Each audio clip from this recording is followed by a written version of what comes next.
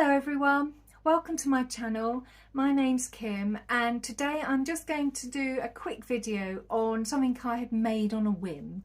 I do have a habit of going off on tangents and making things in between my garment making, and I did think after I made my last video where I showed you how I organised my fabric and my threads, my cottons, that I should really organise my machine sewing needles, because this is how I organise them at the moment. I use them and I just put them on a scrap of paper with the sizing on, and now I've got to a stage where I don't know how old some of these needles are. I don't know how many hours I've used them, so I thought I do really need to make a case.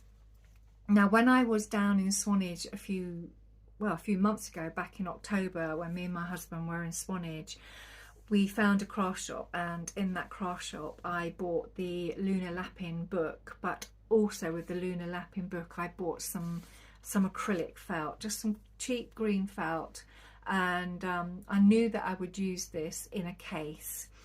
So when I was in my sewing room the other day, I had just finished my blouse, which I'm going to show you in the next video, so I won't tell you anything about that yet, but I had just finished my blouse that I had made, and I thought in between making that blouse and starting another garment I would make this case. So this is the case that I made. Excuse me.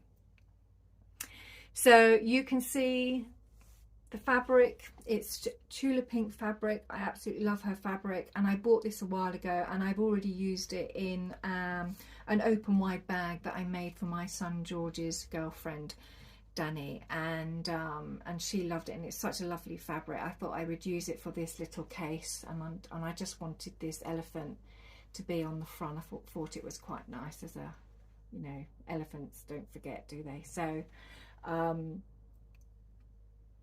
so I have made the case with the tulip pink fabric, and it's called Everglow Neon All Ears Aura, and the inside is the pom-pom, I think it's also Everglow Neon True Colours pom-pom aura, and I have sandwiched both of those fabrics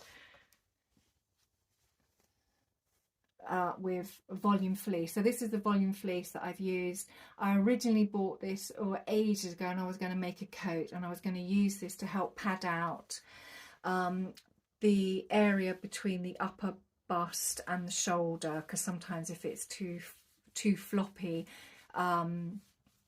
it doesn't hold the coat fabric very well. So I was going to use it for a coat, but I never got around to making the coat, and this has been used on quite a number of bags throughout the last couple of years, and there's not much of it left now, but it has been quite useful, and I used it in this, so it gives it some sort of firmness, but it still makes it nice and soft. And in between that I've also quilted it, so I've quilted it to give it more stability, and I've also then added the acrylic section. So this section I have made up using my lettering and numbering on my machine. Now I've only used the lettering once, because I used it on the lunar lapping rabbit that I made a few weeks ago when I made my nephew's little baby an Alfie rabbit, and I had put his name and date of birth on the belly of the rabbit, and apart from that I haven't really used it at all. I've experimented here and there, but I haven't used it in any project. So I spent a lot of time just practicing the sizing of the numbers and the lettering to get it to a size that I was happy with. And then once I'd done that, I then started to build up this.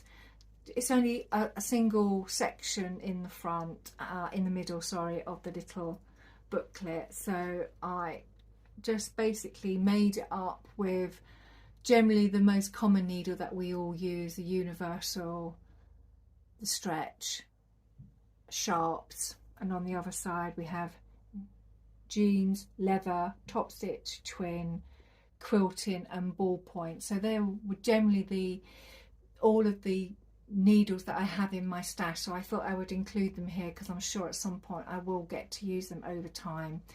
And on the back I also put two little pockets which I also bound so that I could put in my information on machine needles in there, so it's all together.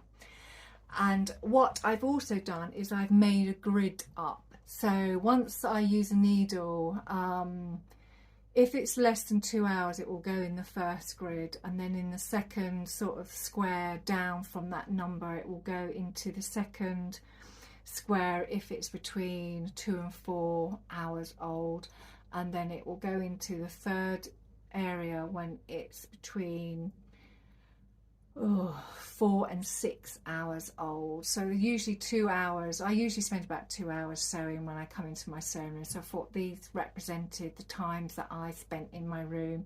And then as it would work down these squares, when it was in the last square, once I took that out to use it on another project, I knew that once I finished that project I could then dispose of it. So that's the case made up. Okay. And I bound it also with Tula Pink. This is called Tiny Stripes Mystic. So it makes a really nice case, and I just thought I've now got my machine sewing needles organised, so I'm really pleased with that. Originally when I made this I cut the elephant fabric to 11 inches by 8.5 inches. And I did the same for the pom-pom fabric and put the volume fleece in between and then quilted it. And then once I'd got that all quilted up, I then cut it down to size. And the size of this is now 10 by 7.75 inch. And I then rounded off the corners, just using, you know, a round object, and just bound it and put a little tab on the back to flip forward to the front with a press stud. So it's really simple little project, though it was time consuming because I had to practice the lettering and numbering quite a bit. I'm really pleased with that because now my sewing needles have a home. So another thing organised, so chuffed to bits. I hope you enjoyed that. Any questions, obviously put a comment down below, and if you've liked the video give it a thumbs up. If you're not a subscriber, it'd be lovely if you could subscribe, and to all my lovely subscribers, I will see you next time. Take care. Bye.